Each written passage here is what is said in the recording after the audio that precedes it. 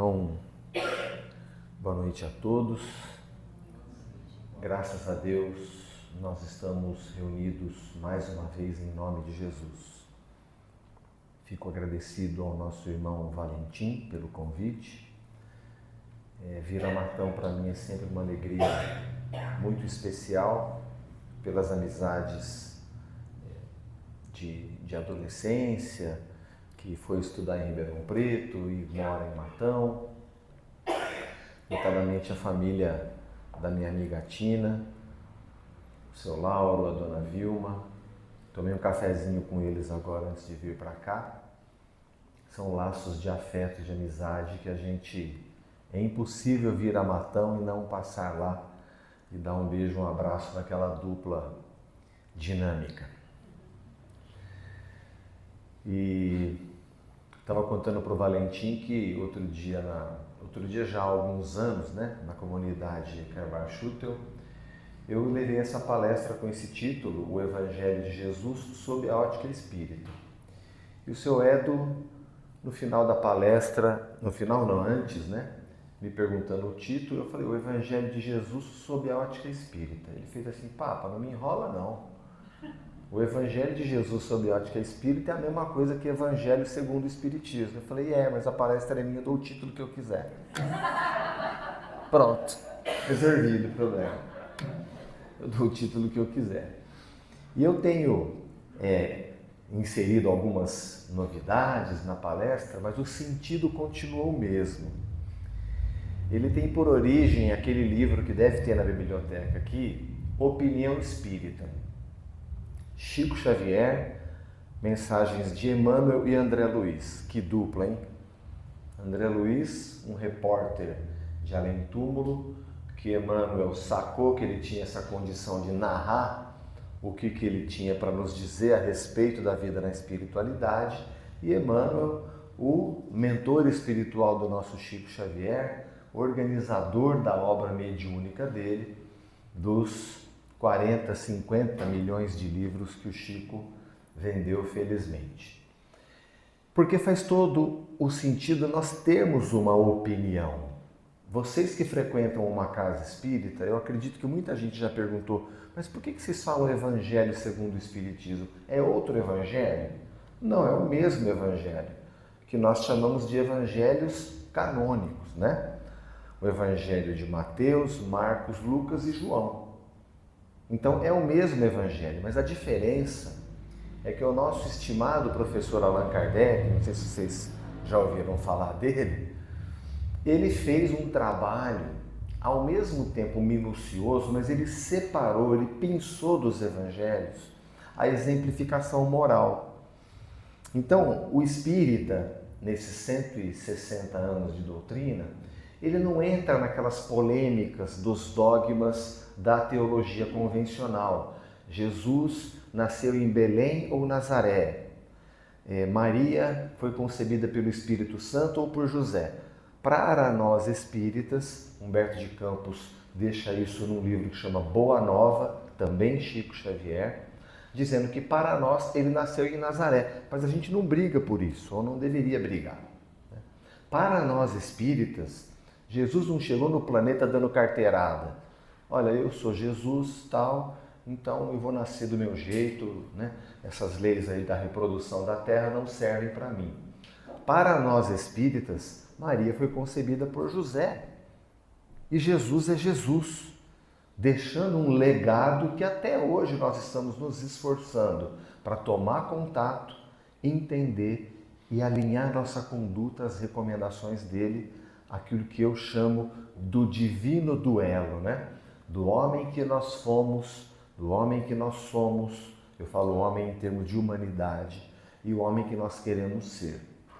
Emmanuel também diz que nós somos milênios de trevas duelando com uma ânsia de luz. Muito bem, que assim seja. Realmente nós somos o resultado de um processo multimilenar, de experiências multimilenares. Nós somos a síntese desse processo evolutivo multimilenar. Hoje somos a melhor versão de nós mesmos. E como disse o nosso estimado e inesquecível Chico Xavier, um pensamento que ficou famoso no filme, no livro, né? Muito embora nenhum de nós aqui possa voltar atrás e fazer um novo começo, qualquer um de nós pode começar agora a fazer um novo final. Oba! Somos a melhor versão de nós mesmos, vamos em frente. Com os nossos imperfeições, mas escolhemos ser imperfeitos, porém úteis. Cá entre nós faz muita diferença. Imperfeitos, porém úteis. E estamos aqui na estrada, num planeta de expiações e provas. Quando as expiações e as provas aparecem, chegam, porque elas estão escritas lá no nosso planejamento reencarnatório, que é um pacote de experiências que nós precisamos viver para ser feliz. Por que resumido assim para ser feliz? Porque consciencialmente sofríamos por força dos nossos equívocos, e tudo bem com isso. Na condição de filhos imperfeitos de Deus, fizemos escolhas equivocadas, tomamos decisões que não foram as melhores, muitas vezes delinquimos. E nessa tecnologia que o Papai do Céu inventou para a gente, que fica armazenado no inconsciente, mas que dialoga conosco pela mediunidade mais importante, ou as mais importantes, né? A intuição e a inspiração. É muito bonita a mediunidade da psicografia, da psicofonia, né? É muito bonito mesmo. Mas todos nós, na condição de filhos de Deus, somos dotados dessa dupla inspiração e intuição para a gente poder acessar o patrimônio que é nosso. Quando Jesus diz, ajuntai tesouros no céu, porque lá o ladrão não rouba, a traça não rói, a inveja não cobiça. O que é o tesouro no céu, senão a nossa maturidade, senão a nossa evolução? E como é que nós vamos acessar isso? Através da intuição. Do latim intuire, jogar luz para dentro de si. Então nós temos acesso a esse tesouro que não está num espaço, num local lá no céu, está no nosso inconsciente, que é o manancial de experiências que nós acumulamos e trazemos uma certa maturidade. Cada um num nível. Cada um num nível. Né? O Chico também fala que todos nós reencarnamos com tendências e a gente vai escolher quais a gente quer alimentar. Muito bem. E é isso que nós estamos fazendo aqui, diante das expiações e das provas. Porque a expiação dói, né, gente? Mas quer ver como faz toda a diferença o Evangelho de Jesus sob a ótica espírita? Vamos pegar o Sermão da Montanha.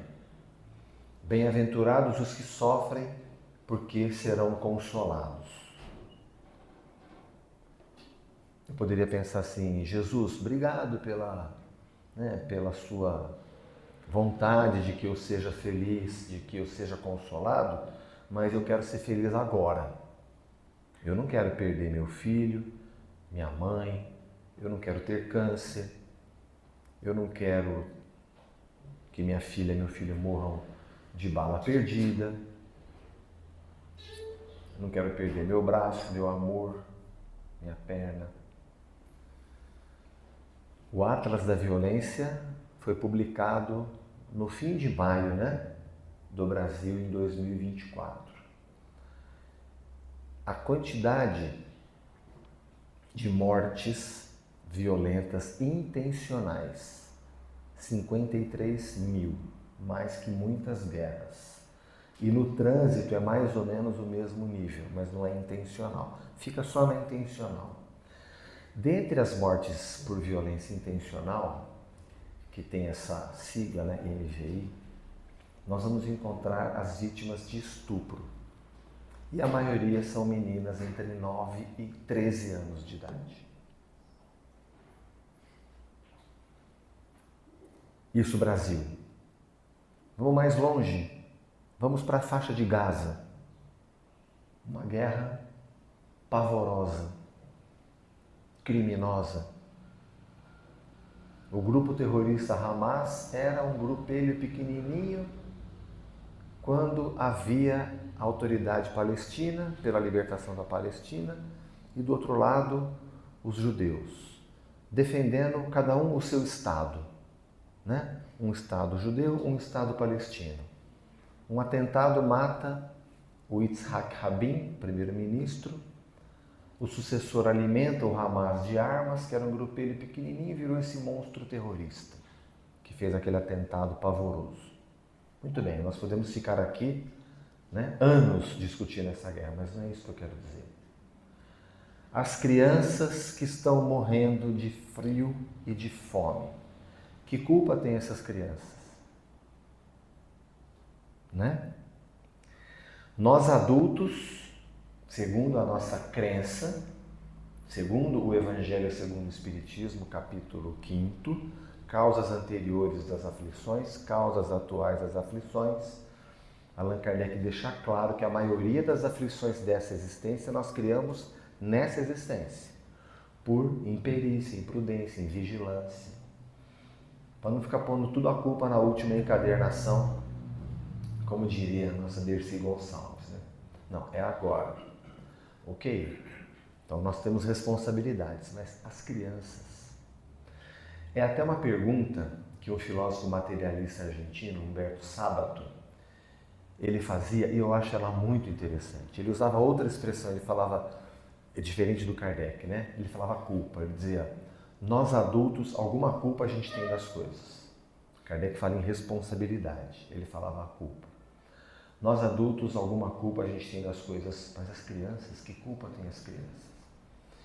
E é uma pergunta extremamente importante, porque através da análise que o Kardec faz, tanto filosófica quanto da experimental, estudando a vida, a nossa vida após a morte do corpo, eu ia dizer a vida do espírito, né? Nós não temos espírito, nós somos espírito.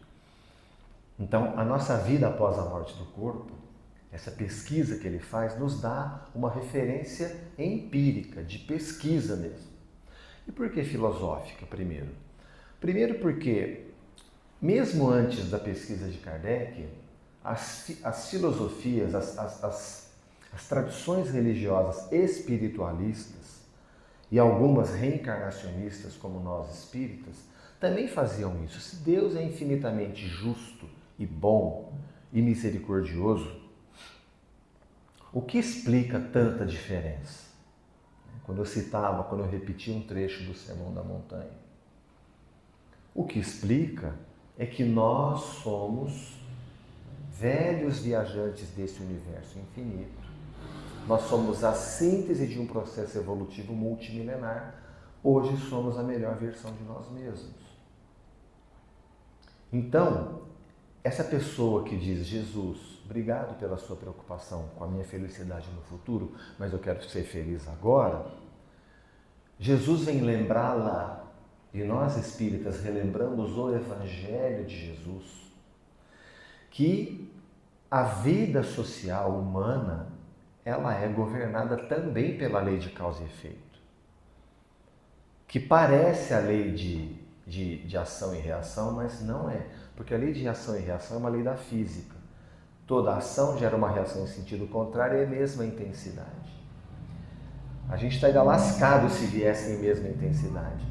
Pode até ser que venha, mas a gente pede para parcelar no cartão. Dá para parcelar? Porque se vier tudo de uma vez, não aguenta. O André Luiz explica isso lá no Missionários da Luz, ou no Brilhos da Vida Eterna, não vou lembrar perfeitamente, que quando a ficha cai, né, porque somos filhos de Deus, né, somos todos, sem exceção, filhos de Deus, a nossa genética é divina, então, num dado momento, a ficha cai, de alguma forma.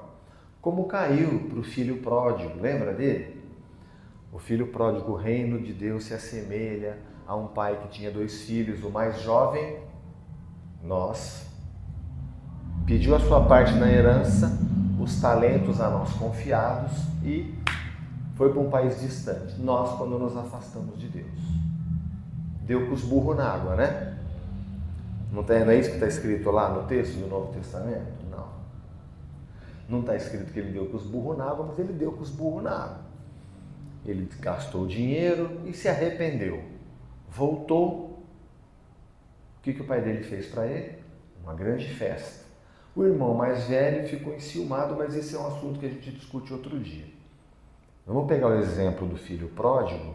ou do Pai misericordioso, se preferirmos, para dizer que esse é o Deus de Jesus, esse é o Deus dos espíritas, o da infinita misericórdia. O filho tropeça, o filho erra, mas há misericórdia, há perdão, há uma nova oportunidade que nós pedimos. No Evangelho no Lar eu falo isso para o meu obsessor, ou para os meus obsessores, mas de uma maneira, uma brincadeira, mas o Evangelho no Lar a gente tem que fazer em voz alta, né? E por que em voz alta? Porque pode ser que a gente esteja acompanhado de algum irmão ou irmã desencarnados e eles precisam ouvir uma voz mecânica como na sessão mediúnica, para ter acesso ao conteúdo do Evangelho, ao diálogo que será feito, ao pedido de perdão, se cometemos falhas em existências passadas, né? Mas que nós tivemos uma nova oportunidade. Então, na desobsessão, eu estou apontando a mesa aqui, não sei se é aqui que vocês fazem, na desobsessão, quando o espírito quer se vingar, a gente fala, olha, não é que nós estamos tirando a razão.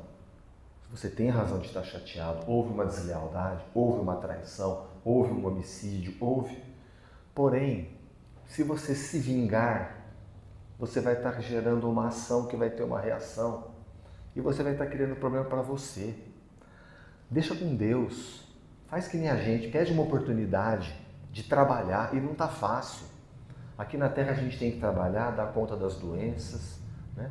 Me apareceu aquela herpes zoster, pelo amor de Deus, literalmente, como dói aquele troço. Até saber que é isso, porque o remédio resolve, tudo bem, ele até saber.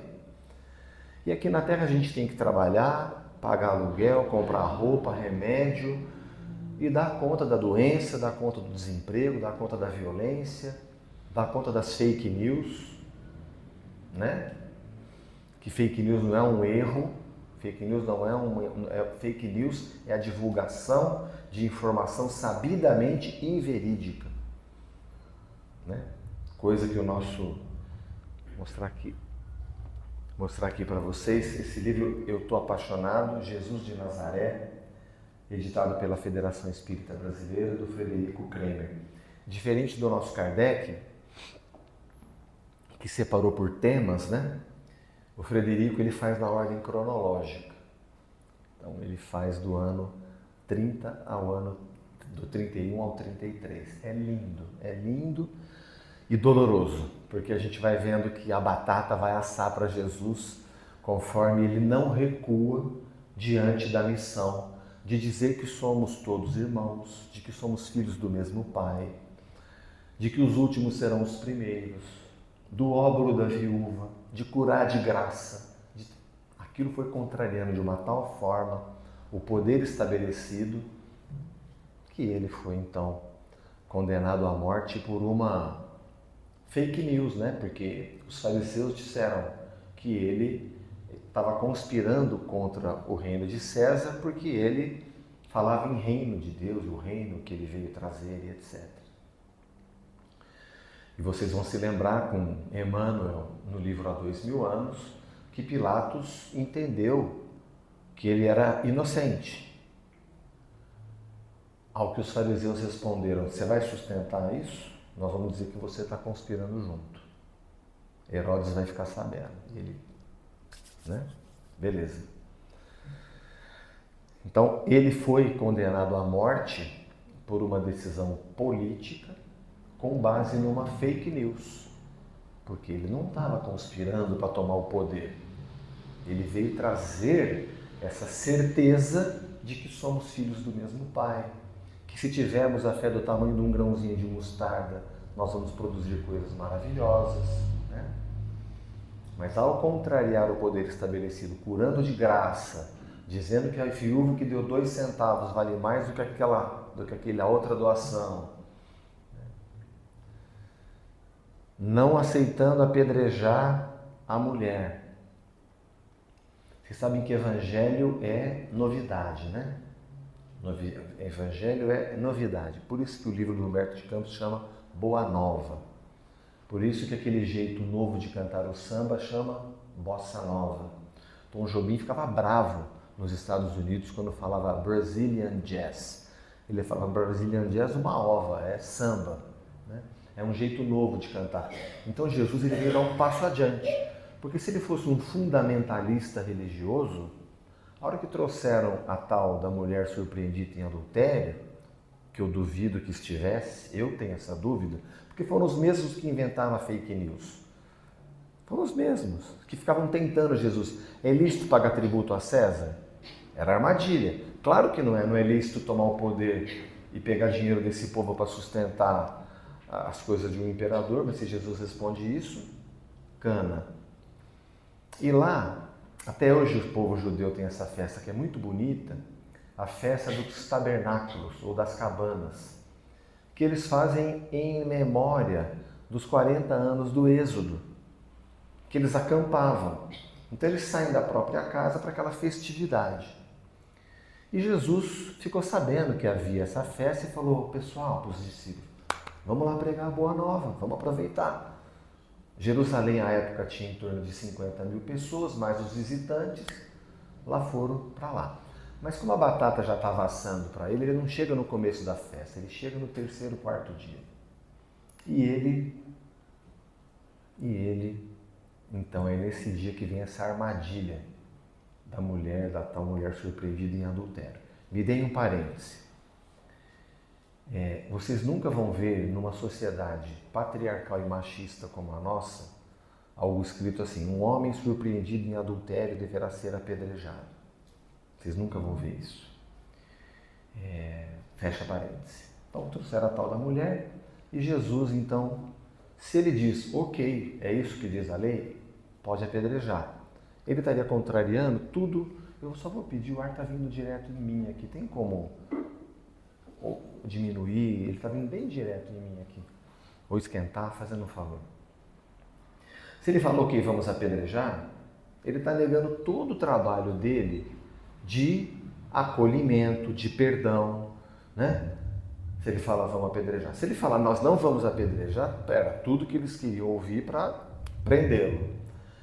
Na condição de um espírito mais evoluído que nós conhecemos, ele se saiu conhecedor da alma humana. Quem tiver sem pecado, atire a primeira pedra. A gente acha lindo isso, né? Mas eles ficaram muito furiosos com essa saída por cima. E nessa mesma festa, Jesus sai e tem a tal da piscina de Siloé. O que é a piscina de Siloé? Uma nascente que tinha por ali. Eles estancavam um pedaço da água e as pessoas tinham acesso para se banhar, um clima muito árido. Né? O que tinha lá? Quem estava lá? O cego da piscina de Siloé, que pede para Jesus que o curasse. E o que Jesus faz? Cura ele. Ele começa a enxergar. Mas qual foi o B.O.? Quem vai adivinhar? É difícil, mas é difícil antes de saber. Qual foi o pelo em ovo que acharam? Era sábado. Ah, mas você curou de sábado. A lei, né, que nem aqui, por exemplo, estava todo mundo frito, porque vocês não guardam o dia de sábado, vocês guardam o dia de domingo, né? E eu lá em Ribeirão guardo o dia de segunda. Aí Jesus virou e falou assim, mas Cristo, eu curei ele. Não foi isso que Jesus falou, né, gente? Ele era o Cristo. Mas você imagina, então arrumaram uma coisa para falar que ele então estava errado, que ele estava contrariando a lei, mas na verdade, contrariando o poder estabelecido, então ele paga com a morte e todos os discípulos foram torturados e mortos, com exceção de João, que também faleceu velhinho, cuidando de Maria até os últimos dias. Mas eu fiz essa viagem lá pelos 2000 anos do Evangelho, quando a gente falava que quando cai a ficha, né? Uma expressão antiga, né, gente? Cai a ficha, vira o disco, uma expressão antiga. Nossa genética é divina, nós lembramos. Nós tomamos contato com o nosso planejamento reencarnatório. E nós fazemos esse planejamento reencarnatório com o auxílio dos mentores. E a hora que a ficha cai, a gente quer pôr um monte de coisa, porque para consciencialmente estarmos mais felizes, resgatando esse passado de equívocos. Na condição de imperfeitos, tudo bem. Pela parábola do filho pródigo ou do pai misericordioso, como preferir, nós tomamos contato com a certeza de que o inferno não existe. Ah, mas isso é óbvio. Olha, gente, o que se fala do inferno hoje. Eu estou fazendo um atendimento de uma moça lá em Ribeirão Preto, no atendimento fraterno, já estamos no 4º diálogo. Enfiaram nessa cabeça dessa menina que o inferno existe, que se ela assistir televisão ela vai para o inferno, que se ela tiver relação sexual com o namorado antes do casamento ela vai para o inferno, e eu não estou conseguindo tirar da cabeça dela que o inferno não existe. Porque quem vai para o inferno segundo a teologia convencional? Quem não tem conserto. Se Deus fez um filho sem conserto, ele errou, então não é mais Deus. E também aquele que a paciência acabou. Então, Sr. Jacinto, a minha paciência que o senhor acabou. Eu sei que o senhor é um grande operador do direito, mas vai para o inferno. Aí a mãe do Sr. Jacinto, que ama incondicionalmente, fala, não, pera, me dá uma chancha, eu vou recuperar meu filho. O Divaldo Franco que brincava com isso, né? Brincadeira séria, que a misericórdia de uma mãe é maior que a misericórdia do Deus de algumas tradições religiosas que falam, não, vai para o inferno. Não, o Deus de Jesus é o Deus misericordioso. Os judeus, eles têm uma noção muito rígida e bonita de justiça, mas Jesus vem e diz, ok, mas se a gente não tiver misericórdia, nós estamos lascados, porque a gente erra. Perdoai as nossas ofensas, assim como nós perdoamos a quem nos tem ofendido. E não nos deixeis cair em tentações, mas... O que é esse mas? Que nós vamos cair em tentação, que a gente vai errar. Livrai-nos do mal. E quando ele fala Pai Nosso que estás nos céus, ele está dizendo Pai Nosso. Somos todos irmãos. Precisamos do respeito, do acolhimento, do convívio. Precisamos enfrentar a moda de Jesus, o preconceito. Porque o Papai do Céu, gente, nos colocou para viver na diversidade. Só que o preconceito castra. Então, quando eu falo enfrentamento do preconceito, está lá a lei de igualdade no Livro dos Espíritos. Eu vi o Valentim anunciando que há um dia para o estudo do Livro dos Espíritos. É para que nós possamos ter os mesmos direitos. Se nós estamos reencarnados hoje na condição masculina, na condição feminina, numa pele negra, numa pele branca, a nossa orientação sexual é tal. O que isso tem a ver com a nossa atitude de amor, de caridade, de lealdade, de justiça, de trabalho, de mão na massa, meu Deus? Nós somos cristãos e Jesus se misturava com todo mundo. Faz ou não faz diferença o Evangelho de Jesus sob a ótica espírita? Porque muitos de nós desencarnamos sem sequer cogitar dessas questões. Essas crianças, né? A última notícia lá em Gaza, 14 mil bebês morrendo de frio e de fome. Que é isso? Onde está Deus que não vê isso? Os amigos que não são espíritos, falam, vocês espíritas inventam desculpa para tudo. Onde está Deus que não vê isso? Eu adoro essa pergunta. Porque a gente provoca a reflexão, mas você acredita em Deus? Eu acredito em Deus, então vamos lá. Porque se não acredita, aí não tem muito o que falar. Não, eu acredito em Deus, então tá bom. Ele é o mesmo pai? É, tá bom. Então, as nossas filhas estudam na mesma escola de primeiríssimo nível, fazem 5 refeições por dia, tiram férias em janeiro, se bobear até julho e janeiro, ganham presente do Papai Noel, né? Ganha presente do Coelhinho da Páscoa, e aqueles outros filhos de Deus, lá Deus esqueceu deles, então. Né? A onisciência divina falhou para os milhões de famílias. Conversava aqui com meu amigo Dr. Jacinto, né? As milhões de famílias africanas sequestradas. A gente falava aqui sobre aquela expressão popular, para inglês ver, né? Todo mundo já ouviu essa expressão, até para inglês ver. De onde surgiu essa expressão? O Brasil no século XIX, assinou um tratado com o Reino Unido de livre comércio, mas eles exigiram que nós abolíssemos a escravidão, né? E os nossos negociadores, então, o mundo vivia todo aquele movimento de liberdade, né, ainda sob os ventos da Revolução Francesa e do Iluminismo, né, até o período que Kardec chega. É bom lembrar que o Dr. Bezerra de Menezes era abolicionista e sofreu por causa disso, né? Quando eles chegaram no Brasil, a lei, conseguiram fazer a lei tudo, mas no Congresso Nacional o que tinha? Os donos de fazenda, que controlavam, né, o poder político. E aí? Como é que nós vamos tocar nossas fazendas agora? Então, se revogasse a lei, a retaliação do Reino Unido viria com a revogação do Tratado de Livre Comércio. Então faz assim, deixa a lei aí para inglês ver, e iniciou-se no Brasil um processo de contrabando de mão de obra escravizada. Se somar todos os seres humanos escravizados de todas as Américas, não dá o tanto que o Brasil fez isso através de contrabando. E voltando ao raciocínio das crianças, que culpa tem essas crianças? E por que a gente está falando disso hoje? Dia 8 de junho de 2025.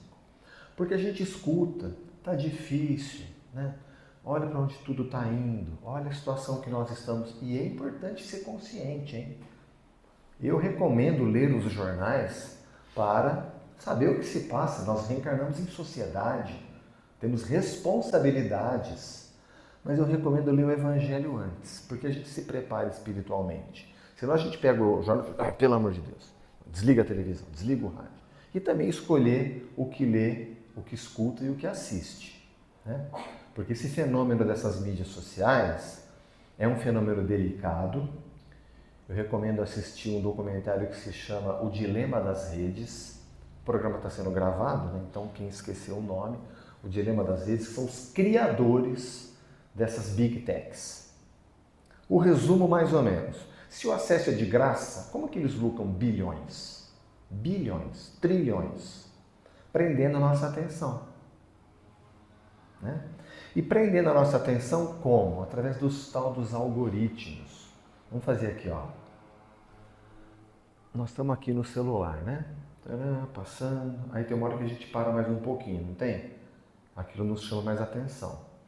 Os robôs que estão por trás dessas Big Techs, que foram construídos por engenheiros, por psicólogos, por psiquiatras. Opa, ele parou aqui. Vai no YouTube, coloca uma música que você gosta e vai ver outras parecidas que vêm na sequência. E você quando entra, parece que eles têm até ouvido agora, já repararam? Você toca no assunto perto de alguém, aparece propaganda daquele troço.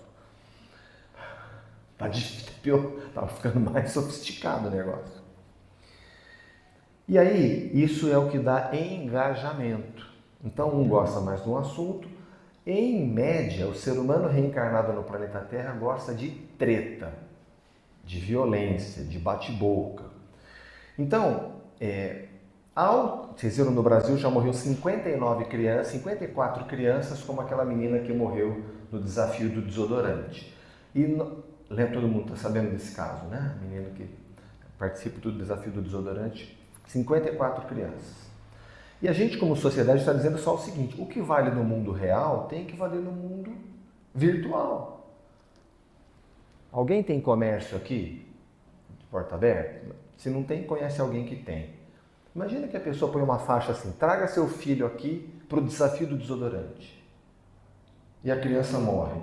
Não vai ser responsabilizado criminalmente? Vai.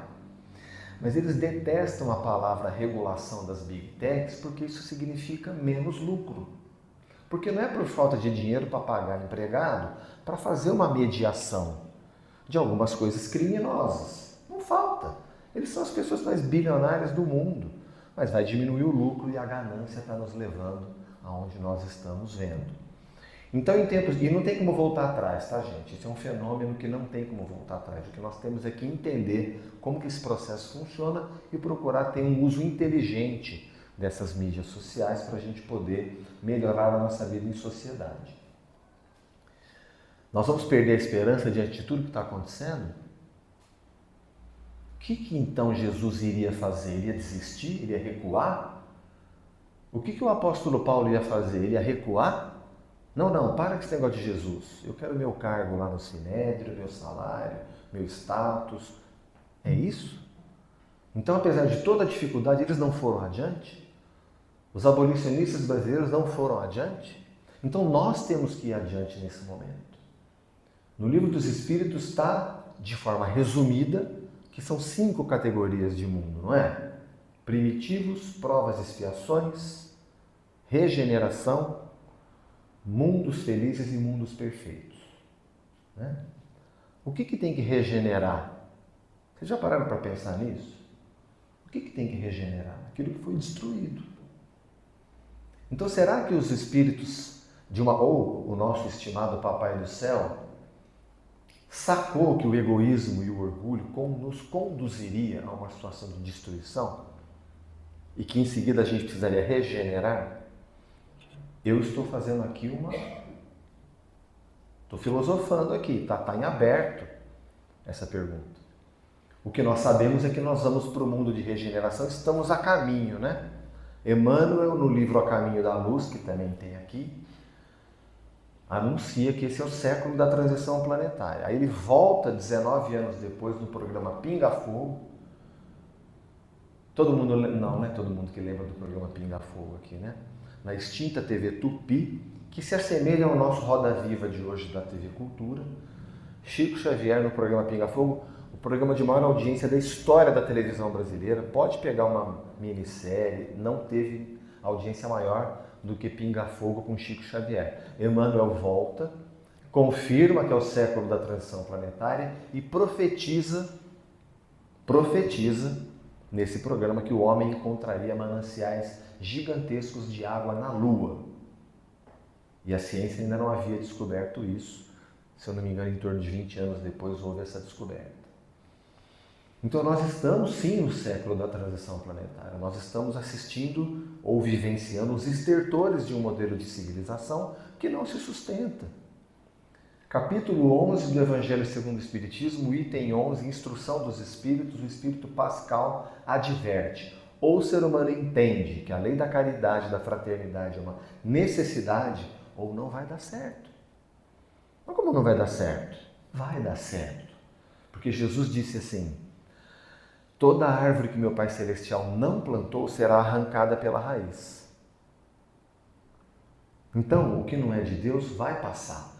Mas não que não haja uma turbulência nesse período de transição planetária para o qual nós temos que estar atentos. Por quê? Faz tempo que eu não venho aqui. Eu já fiz essa pergunta aqui, vou fazer de novo. Quem acha que vai desencarnar essa semana agora? Ninguém. Ótimo. Instinto de conservação vivo, forte para dar conta do planejamento reencarnatório, até o dia que a gente não sabe. Mas a gente sabe que pode ser qualquer dia. Por isso que Jesus adverte, ele fala: reconcilia-te com o teu adversário enquanto estás a caminho, porque... Né? Mas ele diz: vós sois o sal da terra. Se o sal não salgar, o que há de salgar? Vós sois a luz do mundo. Né? Então, olha a importância que Jesus nos dá para a vida ativa, para a vida em sociedade, para a vida do acolhimento, para a vida da misericórdia, da lealdade, do perdão, da fraternidade, da justiça.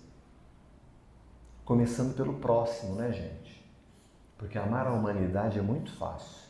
Difícil é amar o próximo. É o familiar, é o colega de trabalho, é aquele que está perto de nós. Mas só que nesse jeito de viver, eles mudaram o mundo. É antes e depois de Cristo. Não foi na pancadaria. Quando Jesus fala: Pedro, guarda a tua espada, porque aquele que faz perecer pela espada perecerá, ele não disse o contrário. Na hora que Pedro fere o soldado, Jesus não falou assim: viram seus bananas, vamos atrás de espada e vamos tomar o poder. Não! Ele dá uma mensagem de paz, mesmo numa situação de extrema violência. Então nós como discípulos, nós como cristãos, temos que dar esse testemunho. Olha, está difícil, nós vivemos um período que tem as suas características, mas Deus não ia colocar a gente numa fria. Quem disse isso? Jesus de Nazaré. Como? Se o teu filho te pede pão, você dá uma pedra? Se o teu filho te pede um peixe, você dá uma serpente? Não. Então vocês que são orgulhosos, egoístas, imperfeitos, sabem dar o melhor? Que dirá Deus?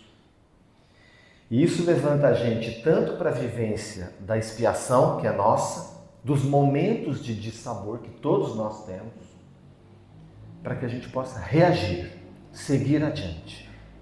Um passo por dia, ali na frente a paisagem será diferente, como diz também o nosso Emmanuel. Um passo por dia, muitas vezes. Muitas vezes com dor, coração partido. Mas um passo adiante e ali na frente a paisagem será diferente. Essa é a mensagem dos cristãos espíritas nesse momento de transição, né? Essa semente da nossa atitude vai ficar, como ficou a de Jesus, como ficou a do Chico, como ficou do apóstolo Paulo, como ficou de Francisco de Assis, né? Que se despiu e precisou ficar nu na frente do Pai para falar: obrigado, eu tenho outra vida e vou em frente. Essa semente fica. E a gente vai de passo a passo, né? Porque a gente parcelou no cartão, mas de passo a passo a gente vai consciencialmente nos libertando do nosso passado de equívoco e caminhando para o rumo, para o mundo de felicidade para o qual todos nós estamos fatalmente predestinados na condição de filhos de Deus. Tudo bem? Alguma pergunta? Eu não sei se tem esse momento aqui, Valentim, mas estamos aqui. Então é isso, que nós consigamos melhorar cada vez mais o nosso reino íntimo de paz, para melhor percebermos os recursos com os quais a providência divina nos alcança em todos os momentos de nossas vidas. Obrigado, gente.